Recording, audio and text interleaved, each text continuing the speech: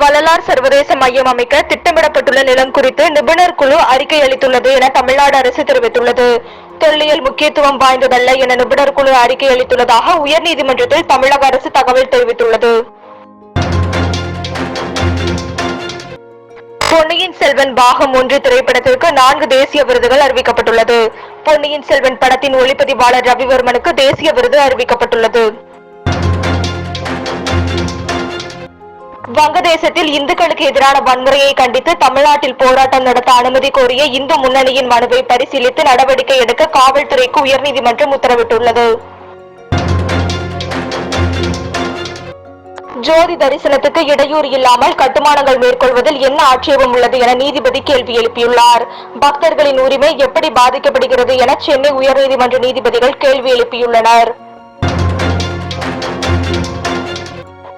கோவை வடலூரில் குப்பை கிடங்கில் குப்பைகள் கொட்டுவது எப்போது நிறுத்தப்படும் என தேசிய பசுமை தீர்ப்பாயம் கேள்வி எழுப்பியுள்ளது.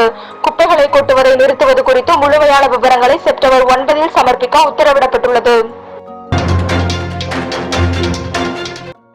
கோகுல்ராஜ் ஆணவ கொலை வழக்கில் ஆயுள் கைது யுவராஜுக்கு சிறையில் முதல் வகுப்பு ஒதுக்க கோரிய மனுவை தள்ளுபடி செய்து ஐகோர்ட் உத்தரவிட்டுள்ளது. சிவகங்கை கப்பல் இன்று காலை 12:15 மணிக்கு நாகை துறைமுகத்திலிருந்து புறப்பட்டு சிவகங்கை கப்பல் காங்கேசன் துறைக்கு வரப்பட்டது. வந்தவாசி அருகே 5 பேர் வந்த இருசக்கர வாகனம் சாலை தடுப்பில் மோதியதில் 2 பேர் சம்பவ இடத்திலேயே பலியாகினர். மதுரை மீனாட்சி அம்மன் கோயில் ஆவணி மூல திருவிழா 19 நாட்கள் நடைபெற உள்ளதாக கோயில் நிர்வாகம் அறிவித்துள்ளது.